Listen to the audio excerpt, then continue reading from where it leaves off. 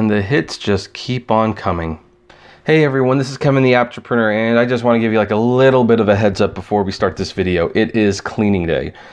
Cleaning lady was supposed to be here yesterday when I was doing a bunch of editing stuff, and didn't work out, so she asked if she could come today. And funny thing about yesterday, I was looking at the news stories, nothing truly groundbreaking. I was kind of like, you know what, I don't think I'm gonna have a video up at the normal time that I normally do. I'm gonna be doing a podcast tomorrow. That's gonna be my video for the day. You're gonna be gone by then, so we kind of made that arrangement for her to come here, and then I woke up to this story, and so now just gotta plow through it, as they say. But you read the headline, and yes, it appears that Uber might be changing their rates for UberEATS delivery drivers from a amount of money based on miles and minutes to a flat fare. I mean, of course, they're probably going to continue to charge the customer the full price, but you'll be getting less money. But somehow you'll be making more money because, that's their logic. But here's the thing. I've not really complained too much about food delivery prices because I actually think that's one of the things that have gotten better. I remember starting out with DoorDash and Postmates, and they actually started out with flat fares, like $5. Didn't matter how far it was $5. Took a food delivery from this place 2 miles, $5. Took a food delivery from this place 15 miles, $5. And it was awful. It was not fair. And eventually they changed it. But they pulled an Amazon in the sense that, oh, we gave you something, but we took something away, so you're really not gaining anything. That's referencing to when Amazon announced that they were paying their employees minimum wage, more than minimum wage. Like, we're raising it to $15 an hour, and it's like, yeah, good for you. And then I found out, oh, but by the way, your Christmas bonus and the stock options no longer gonna happen. And it was like, well, then I'm not getting anything. And they're like, oh no, you'll make more in the long run. It's like, no, I actually don't trust you on that. You would never volunteer to give me more in the long run. By taking these away, you have shown that you will save money by doing this. So it's kind of that situation. And now we have this new addendum to technology service agreement. This is a Portier LLC. They handle Uber's payment system. And, here's the important part. This is only 3 pages long. And most people will be able to see this in their Uber apps.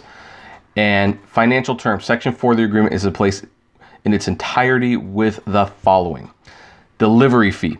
You are entitled to a delivery fee for each delivery that you provide, where delivery fee is a flat pickup fee and or drop-off fee plus a per mile rate and or a per mile rate, provided that the per mile rate may be based on the most efficient route and not actual miles traveled. And the per minute amount may be based on an estimated time between arrival at the restaurant to drop off to the delivery receipt, including expected wait time at pickup, expected travel time, and expected wait time at drop-off, and not actual time.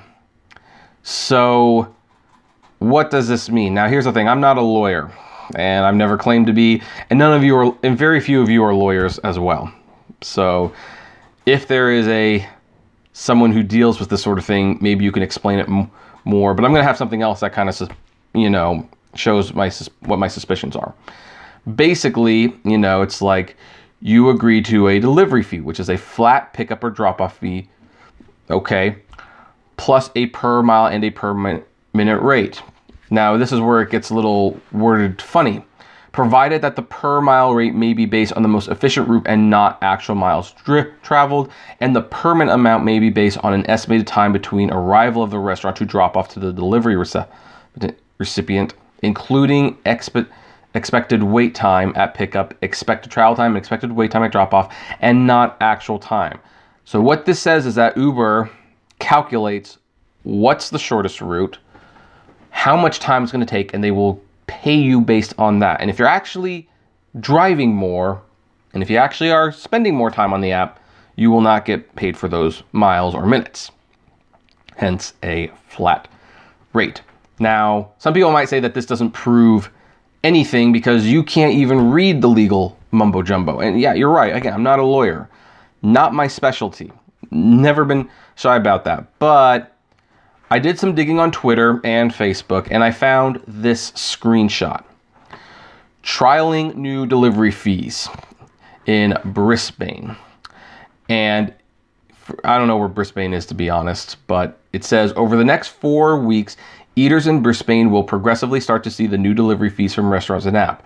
By Monday, 4th February, all eaters across Brisbane will see the new fees. Previous delivery fee, flat $5 or $6.95 in some areas.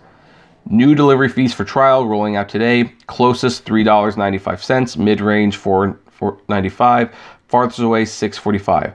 Delivery fees will always be highlighted in the app up front before you select a restaurant, so there is never a surprise at checkout. This means there are still no hidden fees and no minimum orders with the UberEATS experience. Now, granted, this is for a customer.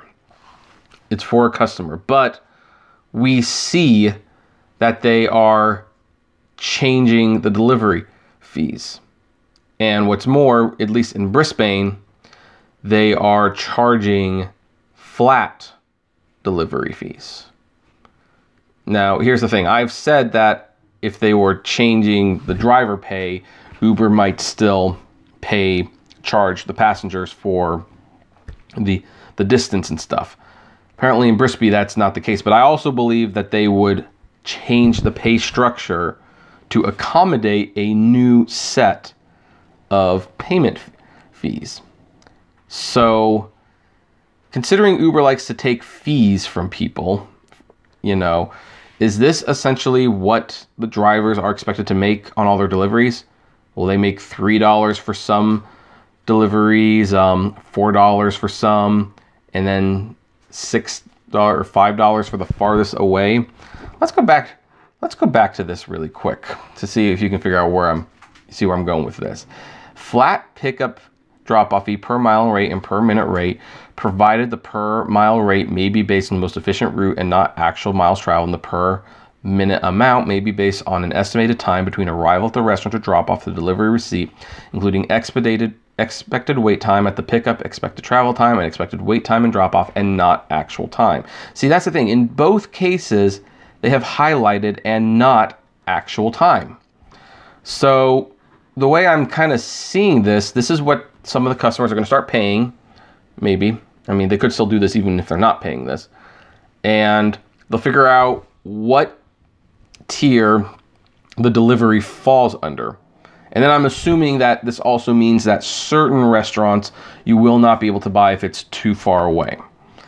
They will put the driver in that bracket. They will estimate what they are owed on the flat scale. You'll get paid it whether you end up driving more or spending more time on it than you originally thought. They will collect their money. So Uber is definitely changing the price. And we're going to be seeing a lot more of this, I think, over the next couple of weeks. I think we'll be seeing more about Uber pay structure changes in the next week or two before the IPO, because they're preparing for the IPO. And before they launch it, which is rumored to be in April, by the way, well, guess what?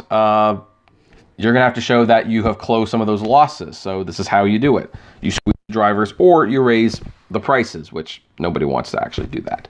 Because if you actually start charging what the service is worth, then you've basically got a taxi service all over again. You're paying taxi prices, which I think some people would still do, by the way. I actually think Uber and Lyft's main advantage over taxis is not the price per se. It used to be the quality of the cars. It's not so much now, but it's the convenience. It's just the convenience. It's way easier to get them. But there you have it. So again, this is being a trial in Brisbane, and I don't know who's gotten this. 2 people emailed me about this today, Nolan and Leo. Leo, unfortunately, did not actually provide anything that I could verify that with, but Nolan did provide this from the Poitier LLC. So there you go. It's interesting. Yeah, they're okay. I thought Uber wasn't in this, but nope, there it is. Uber services.